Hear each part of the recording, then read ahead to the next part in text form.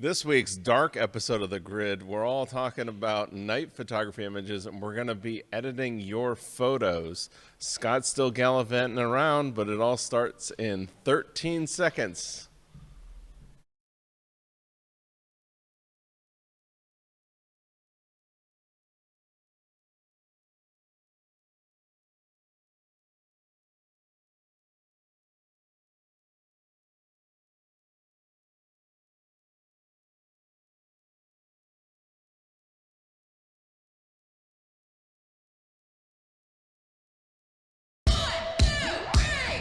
Grid is brought to you by Platypod, the tripod alternative that is changing the world. Everybody has a Platypod. You should too. Go to platypod.com. Well, I lied. It was about 30.4 seconds there, but I had a little freeze up in the control room. But as you can see, I'm here by myself today. Scott's gallivanting around still, and but that means we're going to be looking at some of your images and doing some night photography stuff. Not Scott's favorite thing. I've been out shooting with him at night. It's not his favorite thing. I mean, he doesn't mind, but he's just not. It's not as what he would choose to do. He likes to sleep, and for some reason I don't. But yeah, so we're going to give away prizes today on the show. So no matter where you're tuning in, you can win a prize, be it Facebook, YouTube, our website, all the different channels. We monitor all of them. But we're going to be giving away a bunch of stuff. So we have a Platypod grip that we're going to be giving away. This is a great attachment for putting your phone onto a tripod or putting your phone onto a ball head or a Platypod. Grips the phone. Doesn't matter what type of phone, just kind of stretches out really nice. And the quality of it is amazing for that price.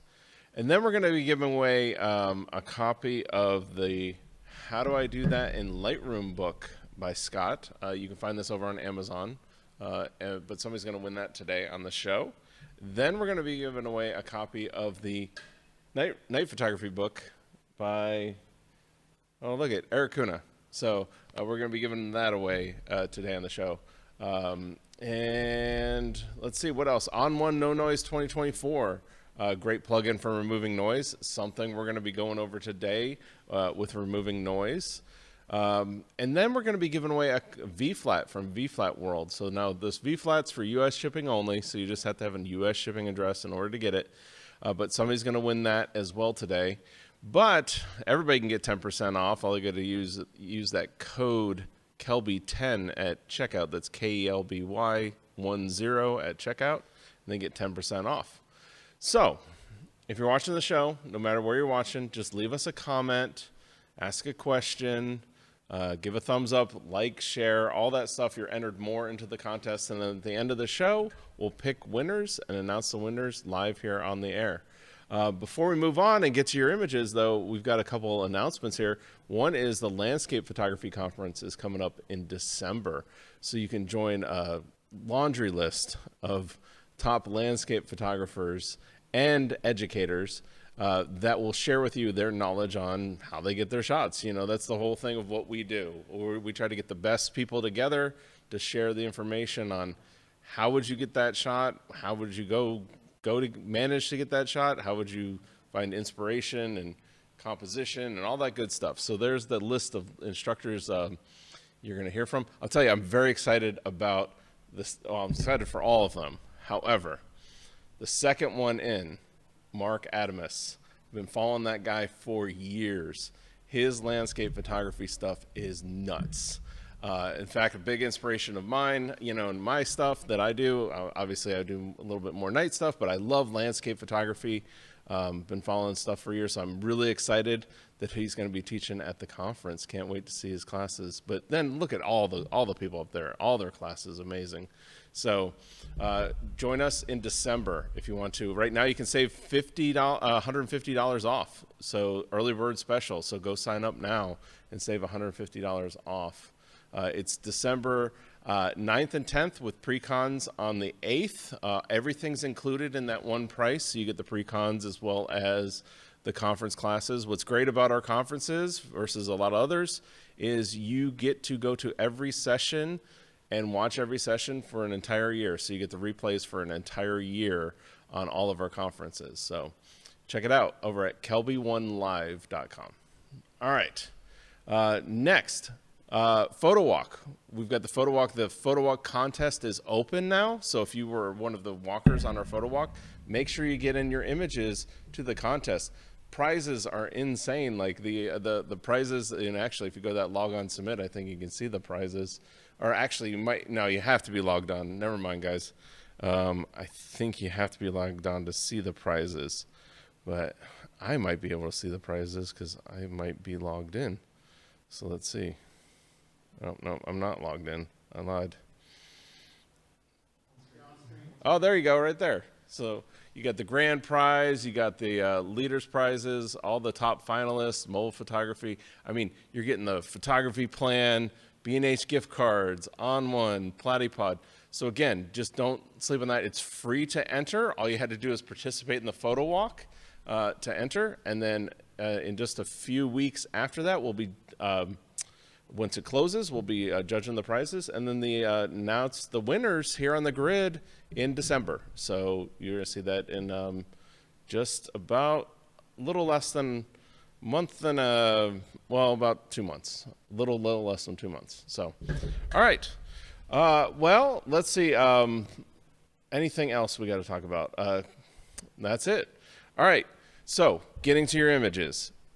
We asked you for your raw files. So this was a big thing. I know it's always scary when you say to a photographer, hey, give me your raw file. But I find that this is a great learning tool. Scott and I both agree. This is a great learning tool when you're starting out, especially to see, because the reality is, and I know if you watch some of our classes, what the raw file is and then what you end up with is almost night and day most of the times. And in this style of photography, definitely with night photography, a lot of night photography is having a vision for what you want to create. When you first start out, you just want to get that single exposure. And actually most of the I look through, I think all of the files that we have today are all single exposures. But then there's that vision that comes as you start doing this, where you start doing multiple exposures, or you start blending multiple exposures. You start blending twilight exposures or blue hour blends. You might start tracking the sky and putting in track skies. But that's where it all leads to that point. Once you start out with that foundation and you can see what you can do with one file, it's amazing what you can do when you start opening it up to multiple files. And like I said, it's more about how a lot of times with my photography, it's how I see the end result being. So almost visualizing for the post. That's a big thing that I know Russell Brown and I have talked about a lot, about that concept of looking at where we want the end result to be, not where we are right now. We're capturing the data right now for the end result, which is big in night and astrophotography. In fact, astrophotography is all about that, because it's really collecting data so you can end result build up this file of a nebula or deep space galaxy or something like that. So, but let's check out these files and see what we can do with them. So here's the first image. So we got a raw file, and let me just kind of bring it up as big as we can. So we got the raw file here as it came through, and we're just going to go through the steps that I would go through if I was editing this photo. So the first thing first that I'm going to look at, especially with somebody else's images, well, I'm doing this somewhat in camera, but then doing this somewhat in post, and that is, what's the story? What do I want to tell about this image? Before I even start pushing buttons, is the crop right? Is the file right? Like, would I want to do anything to change this file? I guess just looking at it, there's really nothing, like, I mean, I understand the choice of more sky and less foreground and having that reflection in the foreground. I understand that, like, you're kind of like having the one side of the image be the island, and then the other side of the lower third of the island, being that like pop of light pollution down there at the bottom. But could we do anything with the crop? I mean, the only other thing I could think is maybe bringing it down, but then I'm worried about bringing it down because of this over here. So you've got the island. I kind of like how the islands kind of end in there. The only thing I'm thinking, just looking at it, is could I slide into that point and then kind of bring it up there? And then that gets me closer to the Milky Way, gets me closer to the stars, gets a lot of these stars that really aren't going to be part of the show in the image, and then still gives me that leading down to there. Maybe I could even bring that back out now. So right there. Yeah, I mean, I like that. I mean, I'm still getting that effect of I got the reflection. I intentionally cut it between that gap in the trees so the tree didn't just end on the end of the frame. Let's go with that. So that's what my first step is going to be. Is there anything I need to do to kind of correct the framing that I did out in the field? Happens a lot with night photography. Next, we've got these color profiles. I mean, I'm going to work kind of in the same order that Lightroom set up. I mean, it's set up for a reason, right? So profile. Now this is one, night photography, what I've noticed, the adaptive color just means usually 9 times out of 10, overexpose my image to a daytime image in the profile. Let's see what happens. Boom. Yeah, that's usually what'll happen. It'll just try to overcompensate and go to a daytime image. But I mean, it helped me to see the detail that's in the foreground.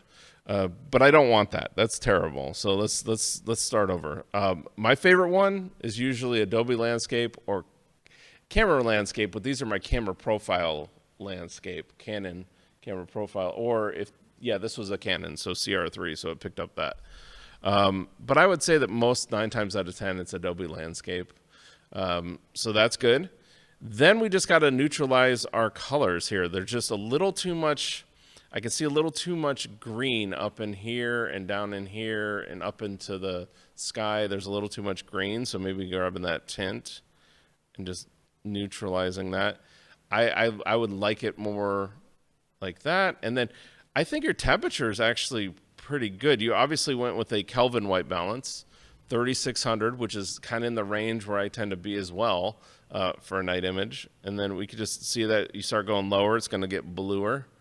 And then you start raising up and it's going to get warm. And then we bring it back down.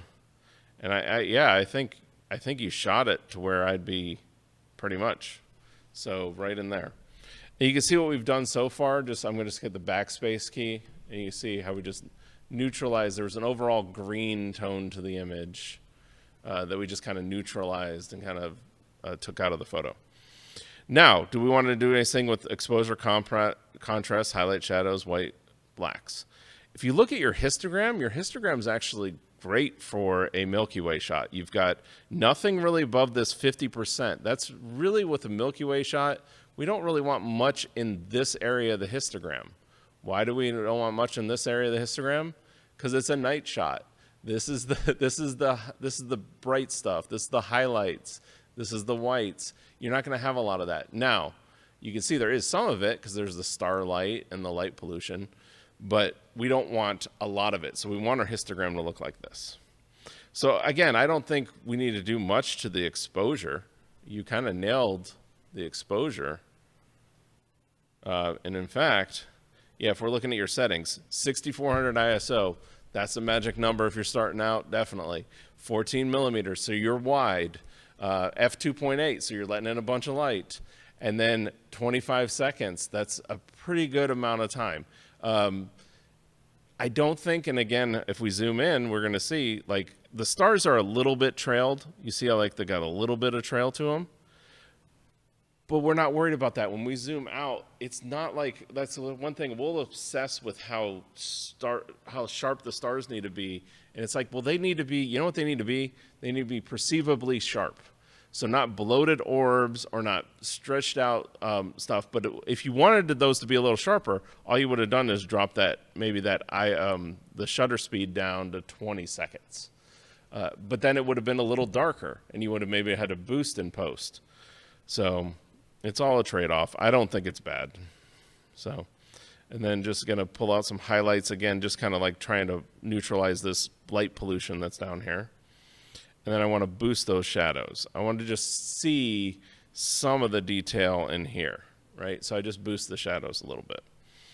And then maybe take our blacks down so we've got some black, and maybe then boost up the whites a little bit. But I might bring back the highlights a little bit more. So yeah, so we've got this kind of like, again, you see how we just like neutralized the file. We're kind of like just getting the color back to where I want it to be, getting the tone. You've got it. You've got a good exposure. Boom. That's where we're at. All right. Texture clarity dehaze. I'm not really going to touch the overall image for that. We're going to do that later. Then the only other thing that I really want to do with color is this pop of light that's here. I'm going to see if I can't neutralize that so it's just not as much. And the way I'm going to do that is I can come down here to the HSL slider, grab the saturation. I'm going to hit this little doohickey that kind of grabs the little bar that you can kind of select into the image. And then you see how I'm just like selecting that color and then bringing it down. So that's almost like I brought the light pollution completely out. But I don't want that. I want some of that warmth in there. I don't want as much as was in there. So there you go. Just bring it back down. Then I can even grab the hue, do that same thing. And again, warm it up a little bit because I want it to be a little bit warmer. Now I might decide at this point, well, maybe I want to go heavier on the blue, for example. Maybe I want to bring a little bit more blue into the image there. And maybe I want to pull away from the purple. And then go to my saturation and do the same thing where I'm just bringing up the blue. And again, I'm starting to get into personal preference, but I think it's really nice to kind of bring out that oh yeah, I can do that. I can bring this out even more. There we go. All right. So next thing we're going to have to do, and this is something that you used to have to do in the first stage, and that is deal with noise, right? But inside of Lightroom, we don't have to worry about that. We've got this details panel down here now, and we've got this little button that says denoise. Once I hit that denoise button, it's going to run their AI denoise, right? It's pretty much the same, similar than what we talked about on one earlier. On one no noise. You've had Topaz has their denoise, DxO has their denoise. They're all AI based.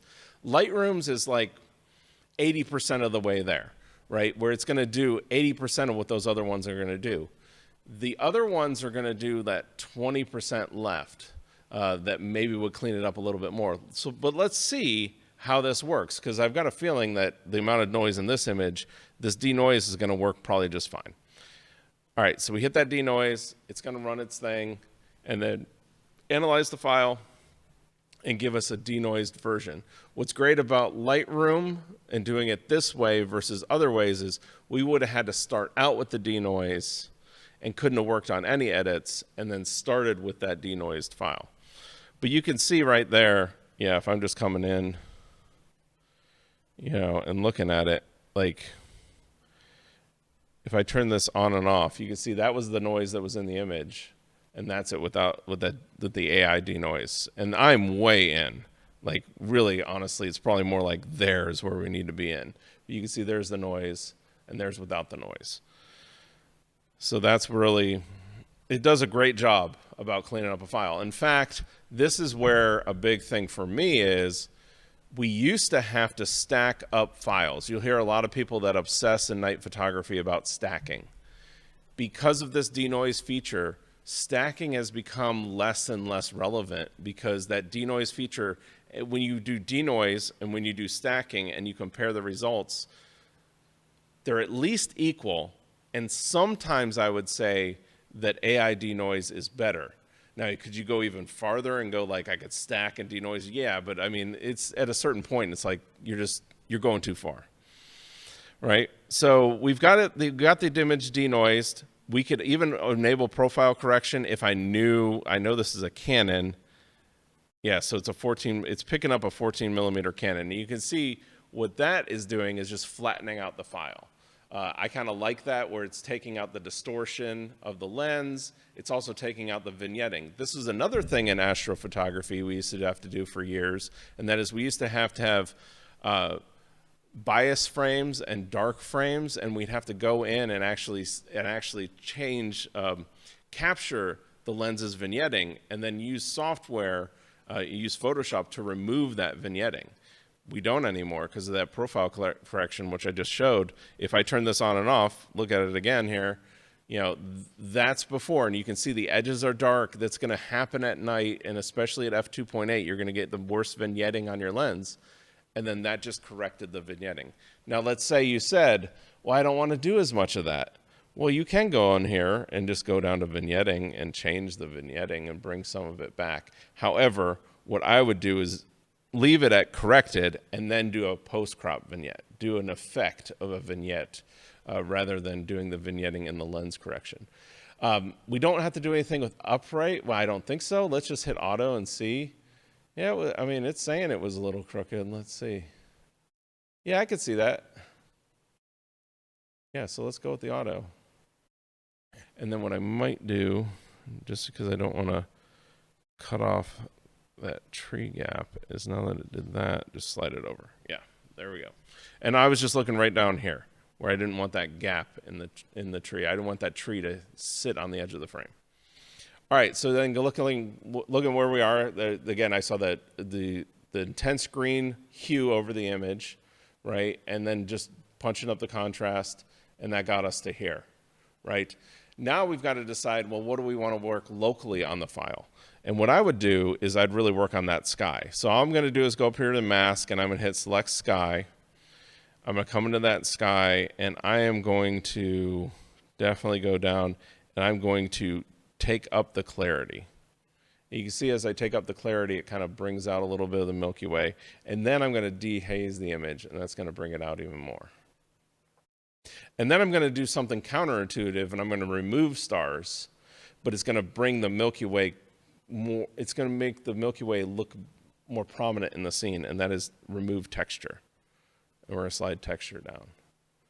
And again, it's kind of counterintuitive, but if you look at that mask, you see how it kind of like just brightens up the core and then brings out the stars and brings them down. Now, the final step that I would think for this image is just going up, going down to effects, and just add in a little bit of a vignette back. Right, so that's where we started. Process the image up, and that's where we're at now. Could you go farther than this? Absolutely, you could do way more than this, but I think that's a good base edit. I actually might think that we're too bright now, where I'd maybe bring it down a little bit more, and maybe bring the blacks down.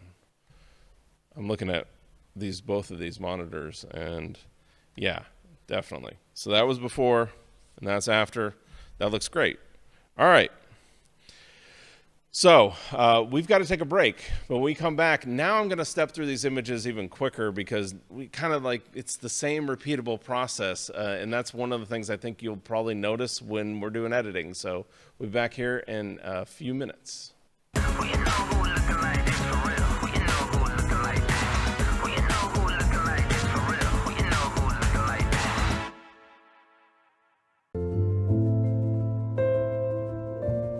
I'm Richard Burnaby, wildlife and travel photographer, and I am so excited to be here in the world's first national park and the crown jewel of the American National Park System, Yellowstone. I am literally standing in the caldera of a supervolcano with geothermal features found nowhere else on Earth, broad valleys teeming with wildlife, and jaw-dropping landscapes. I'm going to guide you through the park and show you how to approach and photograph landmarks so you can capture memories of a lifetime. I'm going to talk about gear, composition, camera settings, the best times of day to go to each location. We will head out to the major landmarks such as Yellowstone Falls, Mammoth Hot Springs, Old Faithful, and the sprawling valleys teeming with wildlife, inspiring you to want to come visit this magical place yourself. Come check out my latest class here at Yellowstone, exclusively on KelbyOne.com. Have you ever seen a photo where everything in the image frame is rendered as being 100% completely tack sharp and wondered, how the heck did they do that? I'm nature photographer Ian Plant, and I've spent the past 20 years perfecting this exact technique. And so when everything in the image frame looks sharp, I call this deep focus. And in this class, I'm going to teach you how you can get deep focus whenever you want. And I'm going to show you several different ways of achieving the deep focus effect. And some of these might sound a little bit scary, like depth of field and hyperfocal distance, which is the old-fashioned way of getting deep focus. I'm also going to teach you the modern way, something called focus stacking. And I'm going to cut through all of the technical jargon and present these concepts in an easy to understand way that you can practically apply when you're making your own photos. So join me as I demystify deep focus. Available only on KelbyOne.com.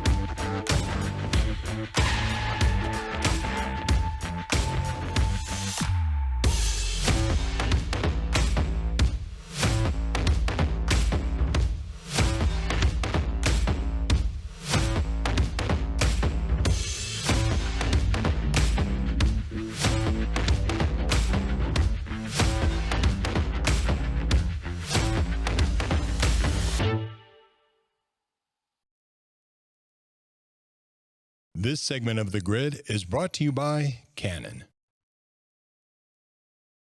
All right, we're back, and now that we got through that first image, we can start cranking through images. But a couple questions came in here, so I just want to address them up front. So Mike's asking from Michigan, please comment on the feature of Astro Tracer in cameras such as the Pentax K1 versus the Nikon Z7 II without an Astro Tracer.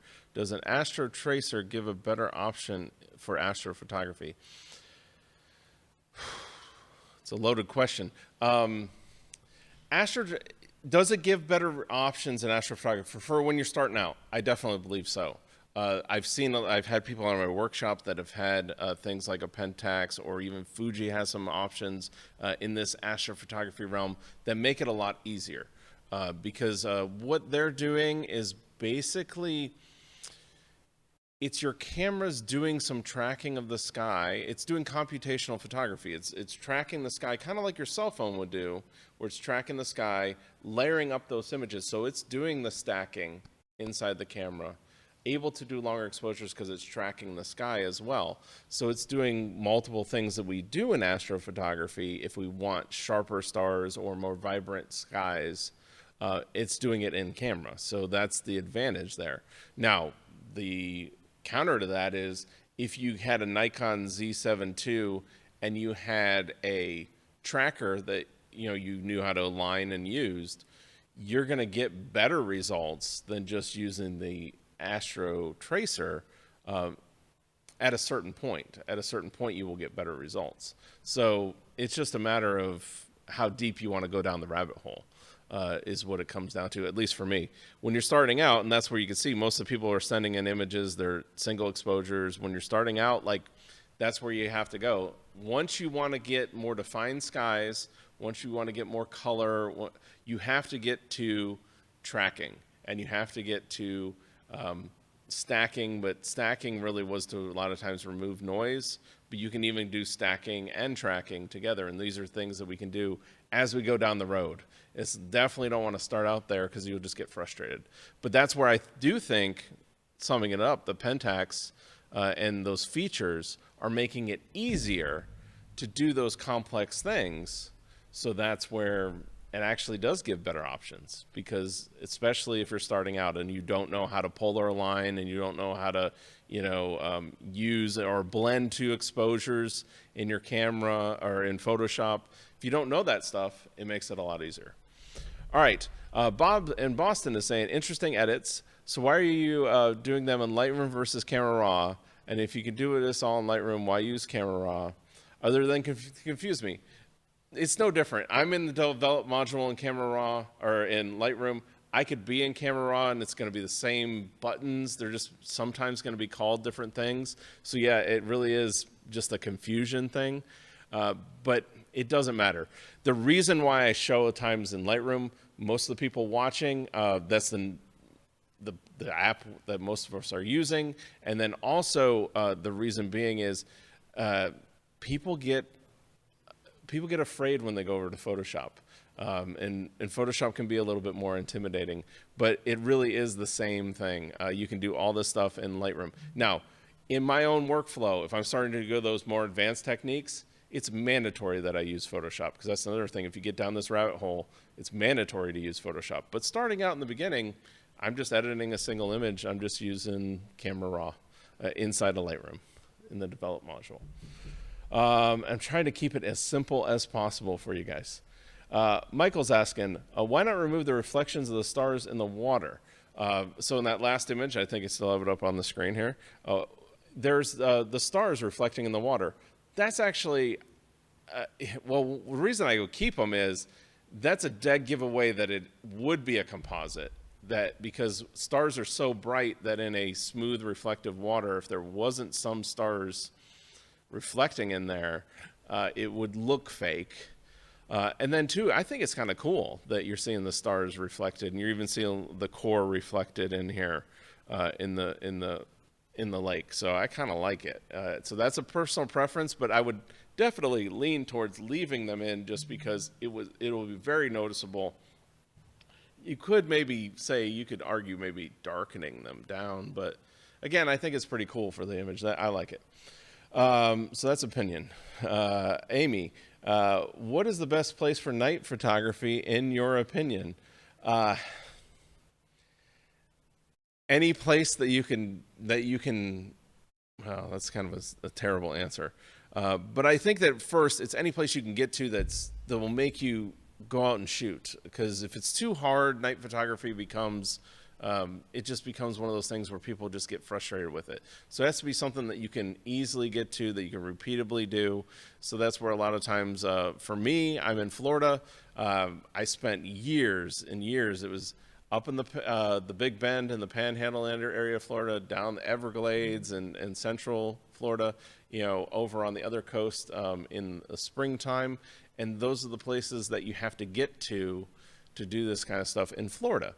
Now I travel all over the world for it. And so if you're going to that, where the best place for night photography is, in your opinion, it's probably going to be places I haven't been, and that's the Southern Hemisphere. I'd love to get down there. It's some of the best places when you can get out in dark skies and the Milky Way can be really higher in the sky. I would love to have that. But as far as here in America, because I'm just going to focus here on America, just because it's one I know the best. The Southwest is really the best, just because it gives us the most options for clear skies and interesting foregrounds.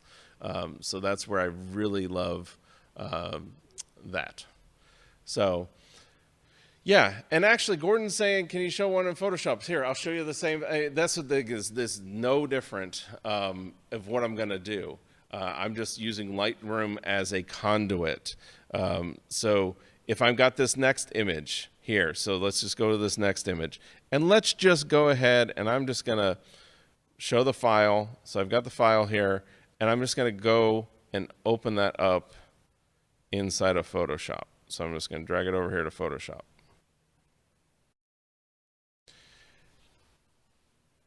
So once this opens in Photoshop, I'm in Camera Raw. I'm going to do the same thing I just showed you. It's the same buttons, same sliders. They're just, again, sometimes named a little different. You can see, like right here, so let me just go ahead first and just bring this out kind of fullish screen so you guys can see it. All right. First things first, crop. Do I need to do anything with it? No, I think this is pretty good. There's a lot in the shadows here, so we're gonna have to bring out some shadows to see.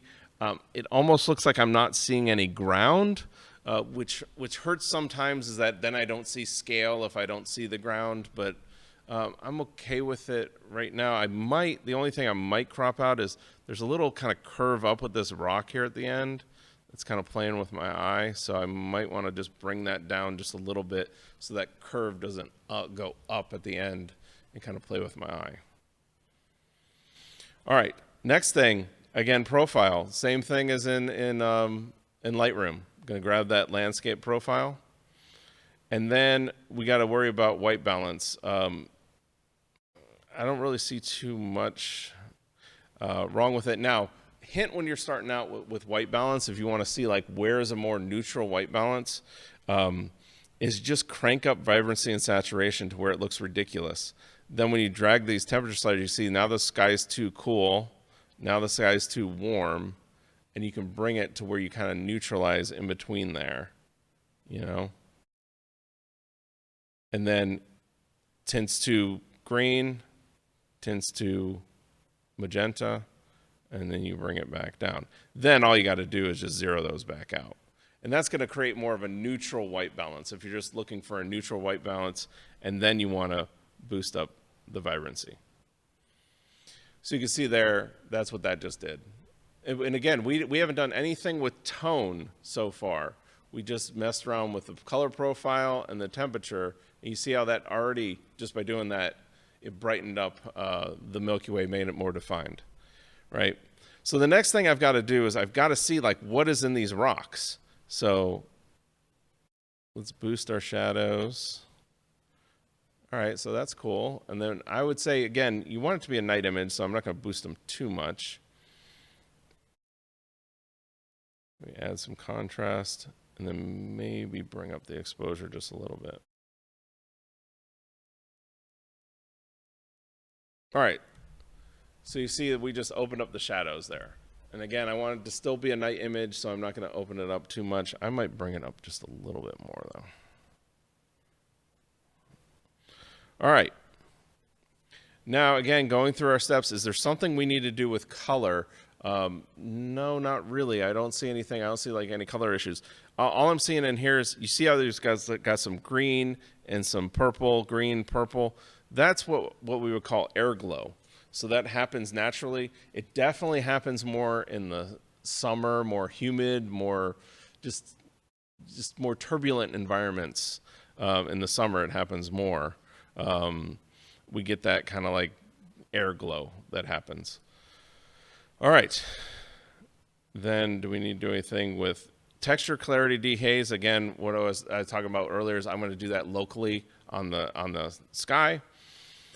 Do we need to do anything with the lens blur? No. Optics. This is where, again, if we want to go into profile correction, you can see right there, it picked up the lens and it corrected the image. So you can see like that's how much distortion and vignetting that lens gives, because you're at, again, the worst possible settings. You're at f1.8, which is great for Milky Way, but it's worst for your vignette. It's going to give your lens the most vignetting there. So we've got to go in there and, again, correct that profile. So we've got it corrected there. Then I'm going to come through color mixing. Again, the only thing I can see is maybe, I don't know how it's coming through on your screen, but on my screen, this is maybe a little bit too saturated now. So I might actually come in to the reds and just bring them down, and the oranges and just bring them down, just because I don't want those to be too saturated. And again, that's where we're at so far. So now we just got to decide, what do we want to do more locally, right? So the first thing I do is grab the sky, go up there, select sky, and then come down to my effects. I'm going to go clarity. I'm going to do some dehaze, and I'm going to pull texture out of it. And you can see how stars start to just get softer at that point, right? And we can look at that mask again.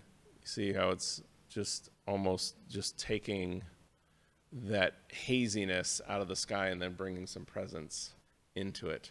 Now we can even go further. This is one where, say you wanted to bring out more in just this Milky Way. And this is where we could do this with techniques in Photoshop. However, now inside of the masking in Camera Raw or in Lightroom, we can do a lot more. We can go into luminance ranges, right? So we can do like a luminance range and just select that part of the core. And then I'm just going to come in and clamp that in a little bit more so it's not all the way out. And then I can take and I can just kind of like boost up, like put a little bit of light and color into the core. So maybe go boost up the highlights a little bit, boost the exposure just a little bit. I'm just going a little bit, and then boost up their saturation a little bit. And you can see where that mask right there, what that did is almost like put a light just on the core. And again, we used to do that through a bunch of techniques inside of Lightroom or inside of Photoshop, and now it's just using luminance range. So, and there's about it, where you're kind of like, that's the base file, that's the process file. Then the only other thing you're left to do, which again, we would have to usually do up front, but inside of Camera Raw and inside of Lightroom now, we don't have to do that up front, is just hit that denoise feature. So you're always going to want to denoise. I mean, this is at 4000 ISO. There's going to be some noise in there. And if we hit that denoise feature, it's going to come right out.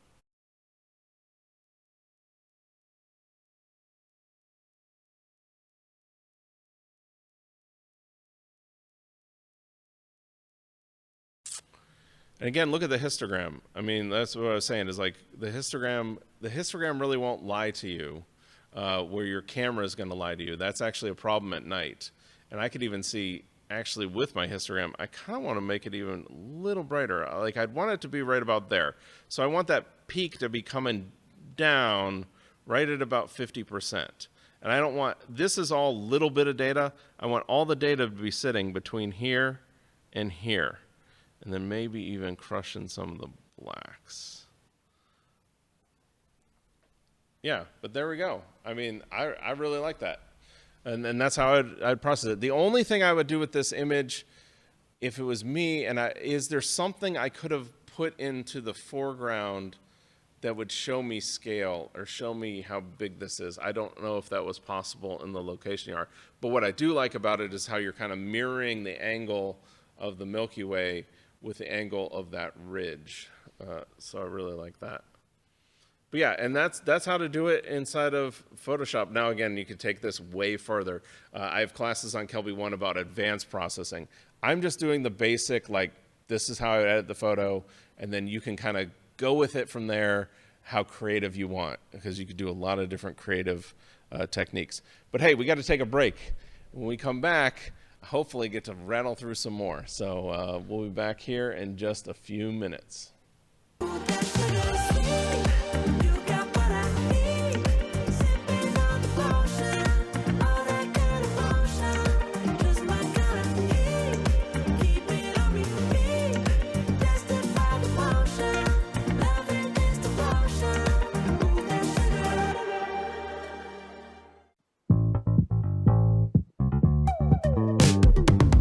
Ever finally get someone in front of your camera and then you don't know what to do, you freeze up, or they don't look natural enough?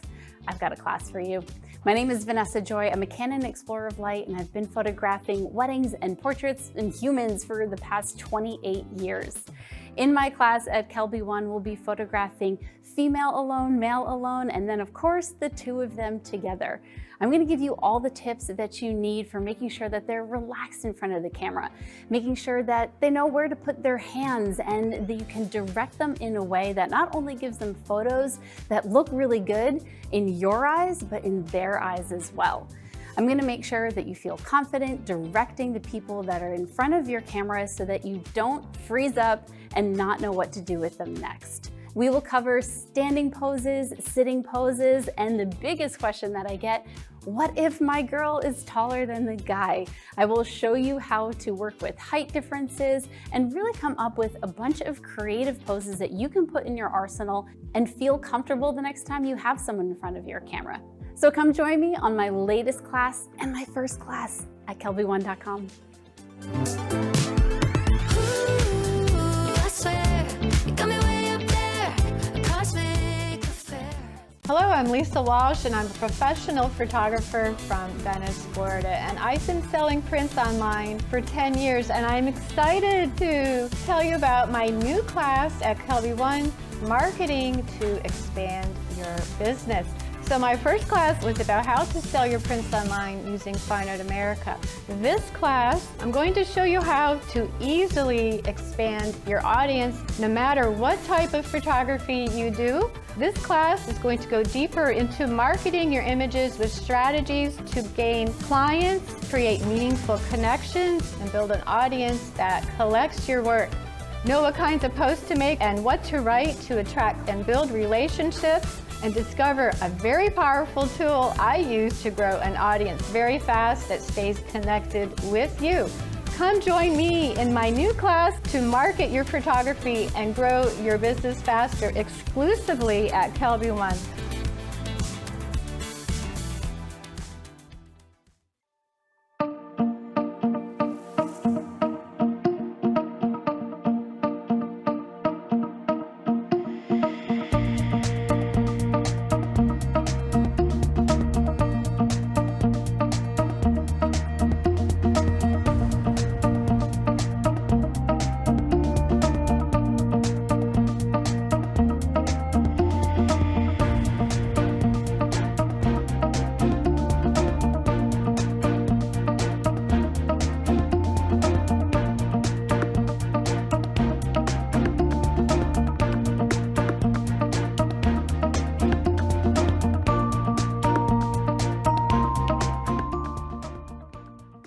This segment of The Grid is brought to you by B&H Photo, the professional source since 1973.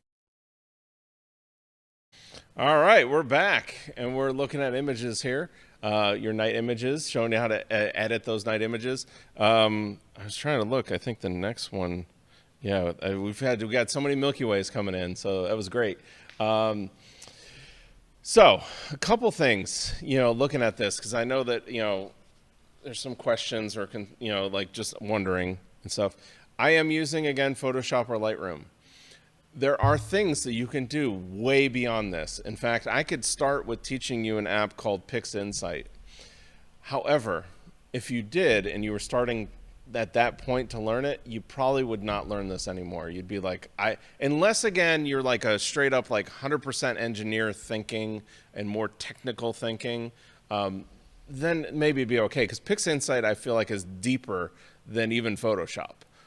So if you think Photoshop's deep, like PixInsight's even deeper.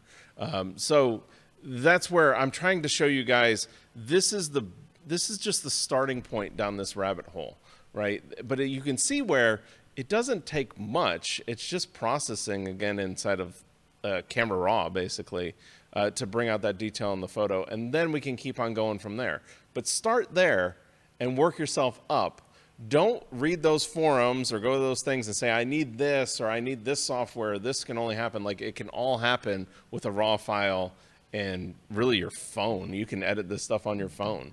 In fact, you can shoot Milky Way on your phone. So that's where you can start. And then you work yourself up to needing that more advanced stuff. But don't think that, and I think all the images all the images you've seen so far, nothing's from like an Astro modified camera, which you'll see online again, is nothing from any of that stuff. So, yeah. All right. So let's look at our next image here, right? So, all right. I actually recognize this shot, or I recognize the shot from the cover of my book. But I would imagine this is somebody who was just out at the Black Hills photo shootout, because we were out there and we were shooting that same barn, and we were light painting it and doing all that jazz. So let's see what we can do with this. All right. Settings check. Again, looking at it, I think the histogram's looking pretty good. This was a very light polluted spot. In fact, that's the one thing with this. It's kind of right sitting on the edge of where I probably wouldn't shoot because it's a little too light polluted, but let's see what we can come out of it. All right, so let's go through and again start that process. So first things first, I'm just going to go there so you can see it.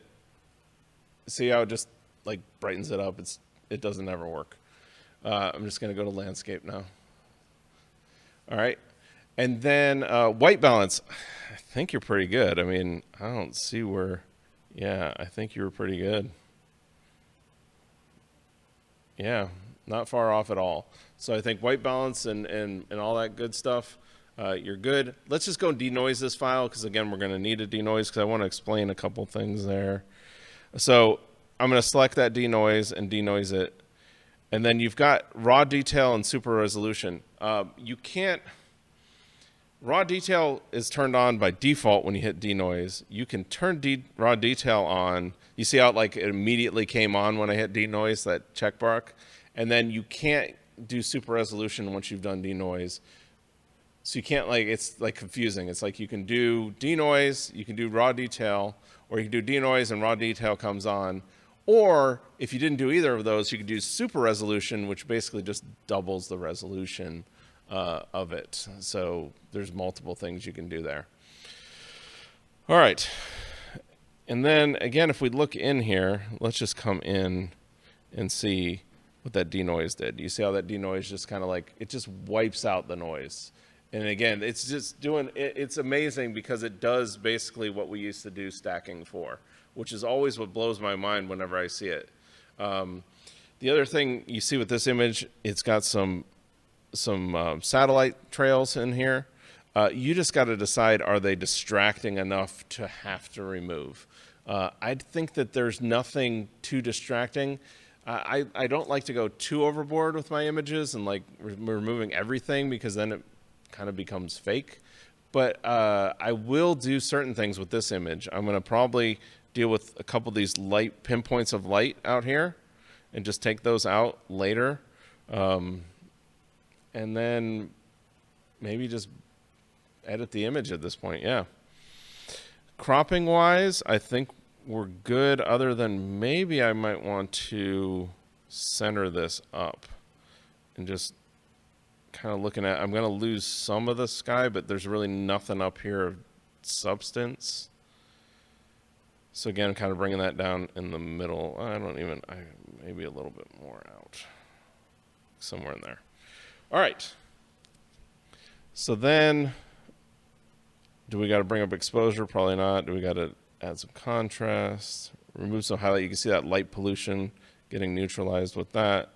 Open up the shadows.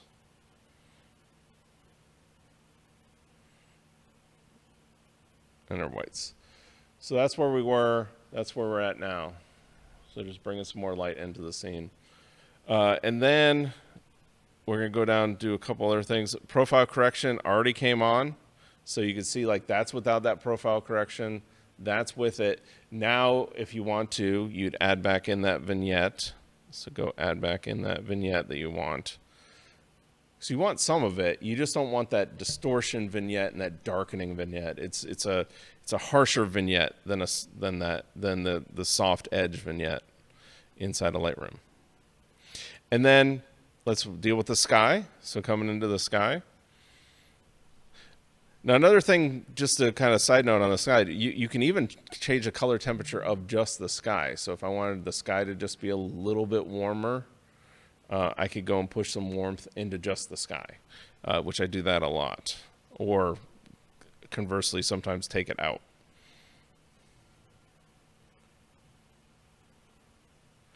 And then what do we do there? We just did the three things that we've been doing. Take away texture, add clarity, which boosts the presence, and then doing some stuff with the dehaze. So you can see there, it just kind of like brightened up the sky. And then now deciding a couple other things. Do I want to highlight certain parts of the image? I might want to with this one, just because it is such the star of the show, is just grab a gradient and just put it over kind of this section of the image. And just add a little bit more exposure there. Right? And you can see where that just kind of like defined the barn, right?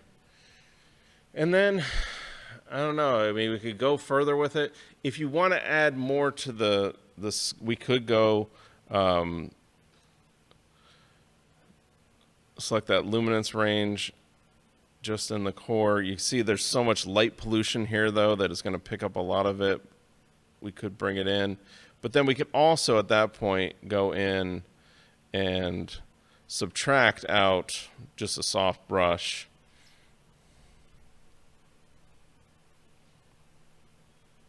And just subtract out this light pollution.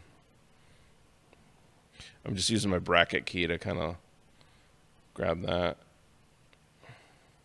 I'm just taking out that light pollution, so we're just kind of grabbing the core. And then again, bump up that light. That's way too much, just a little bit.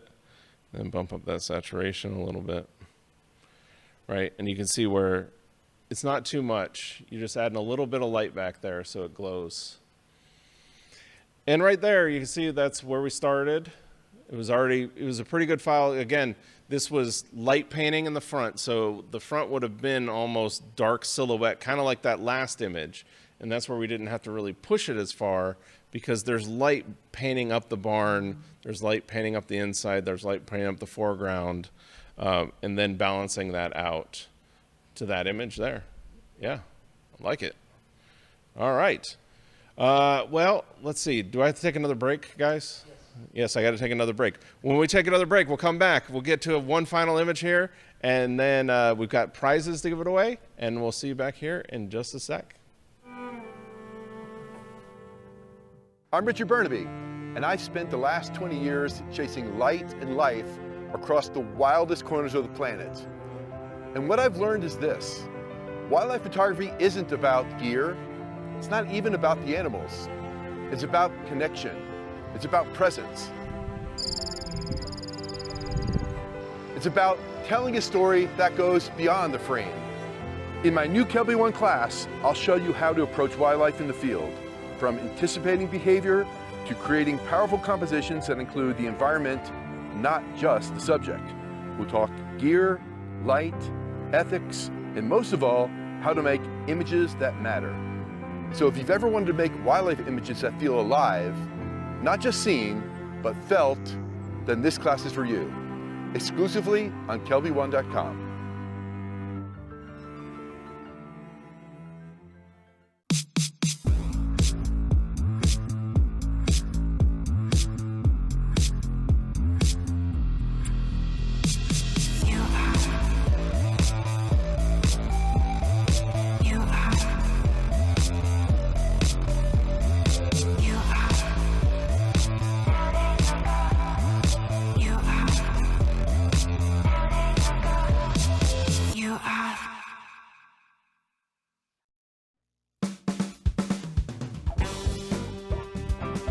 You know, you are about to experience the best thing any traveling photographer ever can, and that is insider tips, tricks, all the information that you need if you're thinking about going to Boston. The guy's name is John Dukes. He's been there a bunch of times, and you're about to see visual proof of an amazing trip to Boston. Thank you, Larry. Yeah, I want to invite you on a journey through Beantown, Boston, Massachusetts.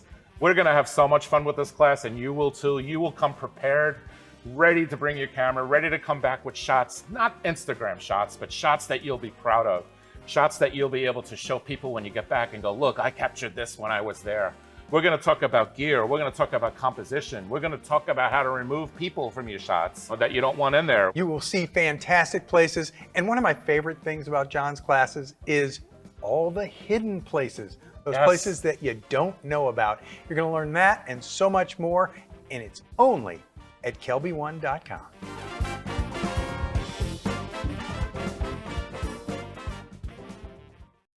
This segment of The Grid is brought to you by Platypod, the world's most compact tripod base. All right, we're back. Yeah, so one of the things I kind of wanted to go through and show you is because I think now that you've seen one image, you can look on my screen here, guys. You got like, this is my Instagram, right? So these are my images. Every one of these that you see these are all, so far, they're all blends. They're all blending my vision with what I wanted to have happen. And that's where you get to that point. If you, yeah, all those so far. I'm trying to look for one that is kind of like a non-blended image. This one wasn't blended. So that just that happened because the light from the lighthouse, it balances with the scene. That's a single exposure. Or this is a single exposure. Or this is a single exposure.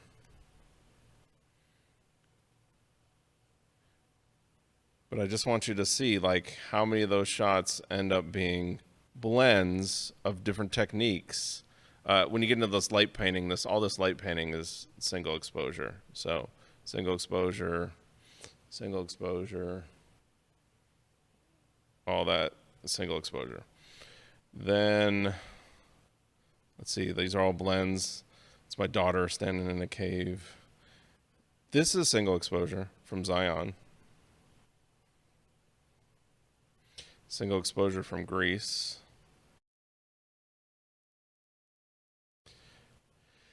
But again, I'm just trying to show, like, the deeper and deeper you get into this stuff, and that's what I was saying, like, all the way up to, like, a shot like this, where this is, like, serious amount of data over multiple nights, stacked up together, like, insane amount of work that goes into an image like that. It's just totally different. It's just, you can go through the whole spectrum. And that's really what I'm trying to, like, I see a lot of people just starting out, that's great, is, like, get to that point. And that's where, you know, I have my book and all that, where I started to go over the basics of, like, these are the different genres. But you can go really deep into this stuff, where you can get, again, multiple images blended together, or like that image I was just showing, where you've got about 5 different types of filters that are filtering different light that are tracked on one object over multiple nights to stack up that data to create the image. Like, it can be, it's neat. I just love it, you know? So I just love the adventure of it. And I really, it's really awesome to be out at night seeing this stuff, you know, and just seeing the universe and the vastness of it. All right. So let's go to the next image here. This one's kind of, I would say, Twilight, right? So this is a Twilight image. Already, you can see with the histogram, this is actually typical, and this is interesting that we haven't had a Milky Way shot like this yet. But typically what will happen is, see the histogram over there? That's usually what people's Milky Way shots will look like when they don't use enough ISO or they don't have a long enough shutter speed. It's just shoved up to the left. So then we've got to bring out detail out of it. But guess what? It doesn't matter. Any type of image, it's almost the same thing. Now, with this one, adaptive color might work a little bit better, but I don't know. I think it's just going to overexpose it. And it did. But see, that's the scene that was there, right? Well, all the colors there, all the foreground. You can see the lights from, like, obviously there's something on the beach back there that's putting lights onto your scene.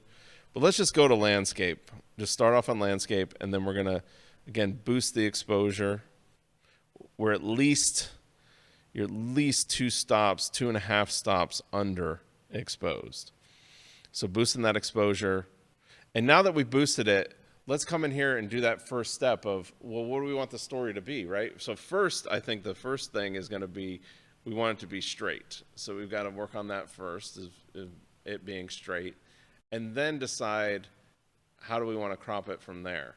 I might want to, I like this opening of the sky, but I might want to bring it up a little bit more. I just don't want that light from the beach to be in the frame. So, and then I like this light over here, and I like putting the lighthouse over on that third, right? Yeah, I mean, I wish I had a little bit. It's not perfect, but we'll go with it. The other thing we're going to do is, let's come down here to transform and just do an auto transform. Yeah, that helped to kind of just put it more in perspective. So it kind of like moved it out to put it more in perspective. All right, next thing, do we have any color issues, right? So if I go too warm, too cool, I like it in there. Then shadows, no, I don't need much. Highlights, don't need much.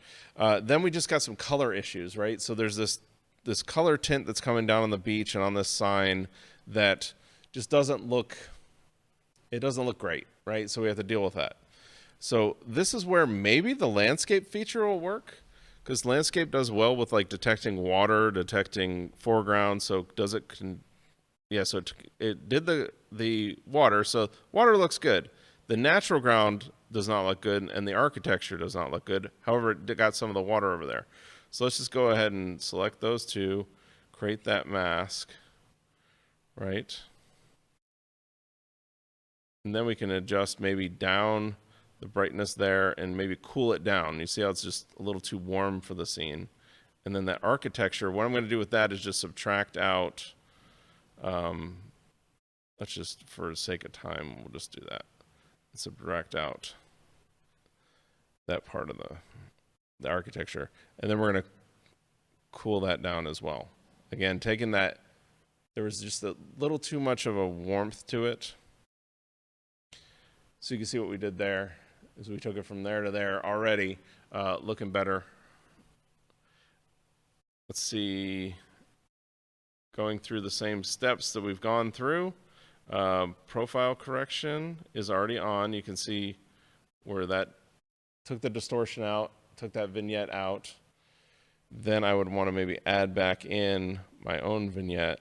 I'm definitely going to want a harsher of a vignette, because I want to bring out that night scene or the dark scene, because this is definitely shot early in Twilight. But I love early Twilight because we get all that color in the scene. All right, there's a bunch of stuff in the foreground that we got to deal with, all this garbage that we got to deal with, and like these lines. I might use Photoshop for that. You know, that's definitely where Photoshop's going to shine. But it's just a matter of how much do we want to deal with and how much time do we have. Right, so denoise, again, we're going to denoise the image because it was shot at 1600 ISO. But it's even worse on the noise now because we had to boost the image so much. So boosting the ISO and boosting up the exposure so much has given us that problem. But you see denoise kind of handled that right there. Then we could come in and again start knocking stuff out. So we don't want this, we don't want this, we don't want this, this, all that garbage. Which I can tell you I've had to do that many of times in real life too, is there's garbage around and just take a trash bag, pick up garbage and throw it away. I'll constantly kind of annoys my wife sometimes when we're traveling. I'm like picking up garbage out of my scene. But I'm like, somebody's gonna have to pick it up anyway. So. All right. So yes, you see there, kind of clean that up. Then we can go in here and do we want to clean up like these lines here? And again, I could do this in Photoshop easier, but let's just do it in here and see how well it goes, because Lightroom's getting pretty good at it.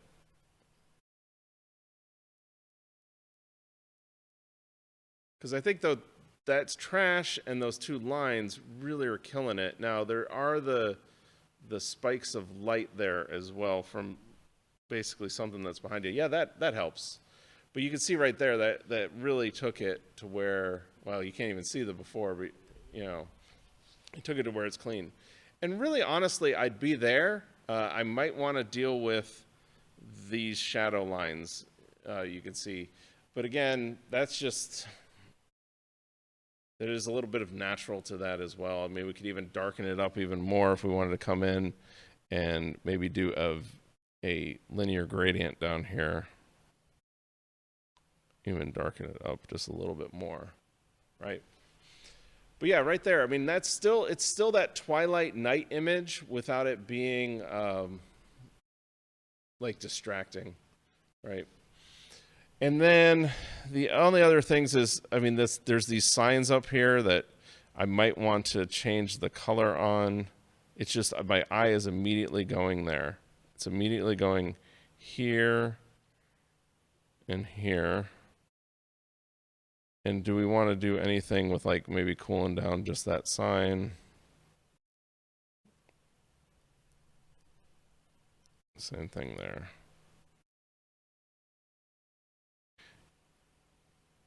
So it's just taking some of that bite off of those two things, so I don't see them as much. So again, that's a lot of my adjustments are just those little edits to kind of take and make it less distracting. Of course, then I have a level of photojournalism where I kind of want to keep some natural stuff in the scene. So it's just a balance at that point. You could keep on going with this image forever. And that's honestly where I have the problem, is a lot of those images. But again, that's why I think I like this. But all right, well, we've run over time, but and I know I didn't get to it much. That's one of the things with the night photography, the night images, that there's a lot of things that we have to do to them kind of repeatedly over and over. And I know it took a little longer because I tried to explain as we're going, because I know this is not a topic that a lot of people have mastered. So, but know that, no matter where you are in that journey, if you're just starting out, we got stuff for you in that just starting out realm. If you're getting along that journey, you want to go a little deeper. Again, we got more advanced classes and all that stuff on the night sky.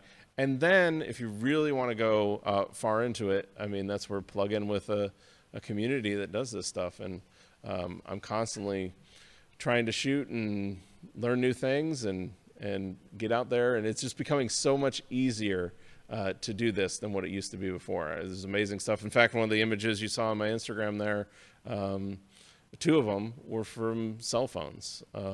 So, I mean, it's amazing what you can do with the cell phones.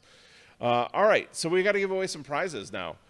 So we've got prizes. We got the Platypod grip is going to Larry H, and we'd like to win the Dr. Pepper. This is the official sponsor of Erik Kuna. So I would love for them to be the sponsor, but the unofficial sponsor of Erik Kuna, Diet Dr. Pepper. That's what that's my coffee. But Larry, you're going to win the grip. And then how do I do that in Lightroom is going to Andrea Wiley. And then the night photography book is going to Graham Pace. And then the On One No Noise is going to Adeline Clemens. And then the V-flat is going to Mike Sporka. So just email us over at gridprize@KelbyOne.com. We'll verify information and then send out your prize. And then I believe Scott's back next week. I think he's done gallivanting next week, so we'll have a grid next week. Don't know if it's might be time for blind photo critiques. If not, we'll have a topic, and we'll see you guys here next week on the grid. Remember, join us for that landscape photography conference coming up in December. Go get your tickets now. $150 off.